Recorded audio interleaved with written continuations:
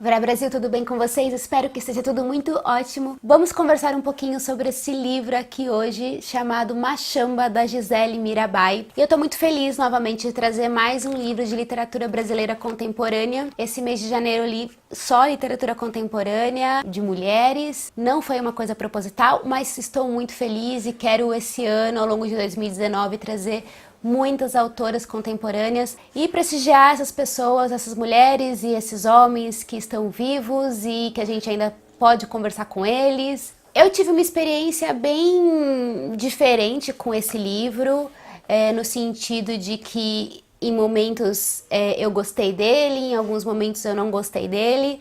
Eu não tenho por hábito falar de livros que eu não gosto aqui no canal, mas esse livro aqui foi me cativando aos poucos e eu achei importante trazer aqui para compartilhar com vocês essa minha experiência de altos e baixos. A gente vai acompanhar a história da Machamba aqui nesse livro, que ela vive num lugar, numa fazenda lá em Minas Gerais, e ela vive ali com a sua família e tem toda uma história com essas pessoas daquele lugar que ela vai contando pra gente bem de pouco em pouco ao longo do livro. Num determinado momento acontece um episódio na vida dela que faz com que ela vá fazer uma grande viagem. E o primeiro lugar que ela vai começar contando essa viagem é Londres, e depois ela vai fazer uma viagem que ela chama de fazer um percurso pelas antigas civilizações. Então ela vai passar pela Grécia, pelo Egito, ela vai para Israel, ela vai para Turquia, ela vai para vários lugares, vai para Índia. A gente vai acompanhar essa história da seguinte forma: em um capítulo ela vai contar do tempo presente, né, o que está acontecendo agora nessa história, e no próximo capítulo ela faz uma retomada em flashback para essa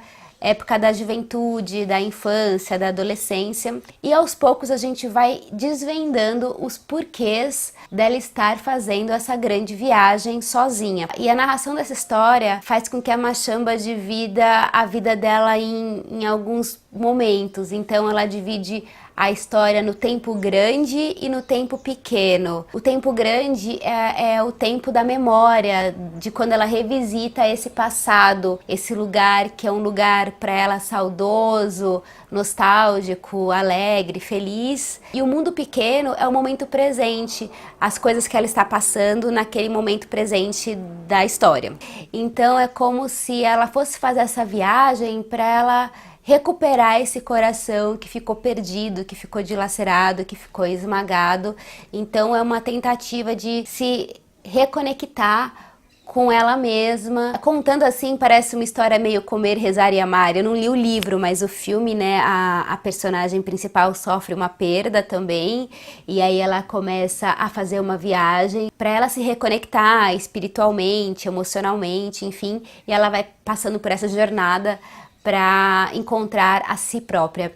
Então, contando assim para vocês, é uma história absolutamente clichê, banal e que a gente já viu várias vezes esse tipo de história. Mas o mais interessante nesse livro não é nem a história em si, é a forma como a Gisele narra essa história, porque ela tem uma maneira muito peculiar de escrever. Ela constrói essa narrativa através de frases muito curtas, que parece como se fossem pensamentos, e é tudo muito rápido, muito instantâneo.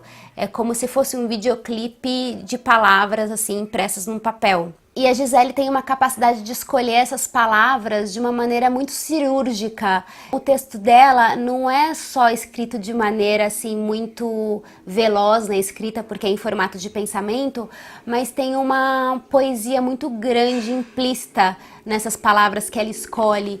É muito bonito.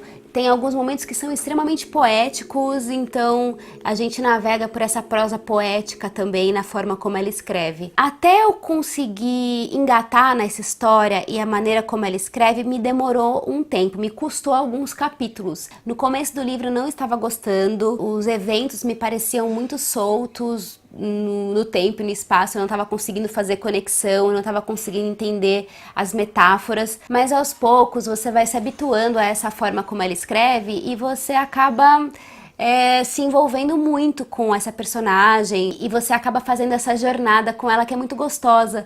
E eu não conheço esses lugares todos que a Gisele narra e ela descreve todas essas paisagens, esses lugares das antigas civilizações com tanto preciosismo que é como se a gente estivesse com um guia turístico, sabe? Visitando esses lugares sem ao menos estar lá. Então é muito gostoso.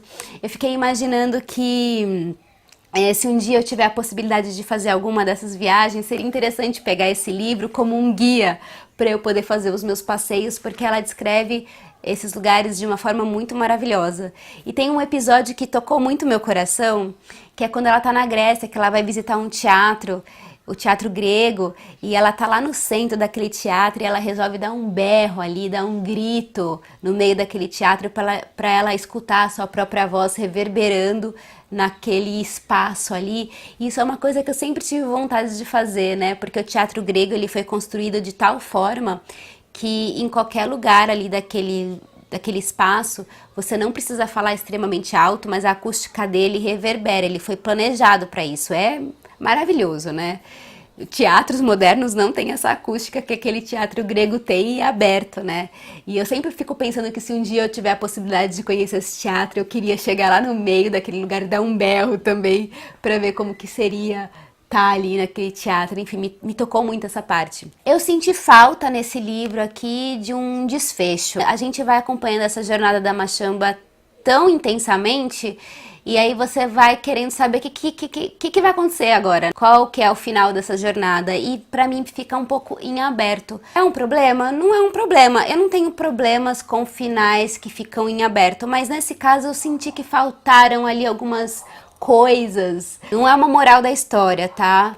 Não é uma liçãozinha que tem que ter todo final de livro, mas eu senti falta e eu não sei explicar agora exatamente o que é. Bem, falando da Gisele, a Gisele Mirabai, ela venceu o Prêmio Kindle de Literatura em 2016 com esse livro e um dos prêmios desse projeto era ser lançado o Kindle dele e também esse livro aqui na versão física que foi editado pela Nova Fronteira. Eu não gosto muito dessa edição, as letras são extremamente pequenas, eu acho que não vai dar pra ver aí, mas é muito pequenininha a letra. A Gisele é uma escritora mineira que me parece que mora aqui em São Paulo atualmente, então eu vou tentar buscar ela por aí pra ver se a gente consegue bater um papo.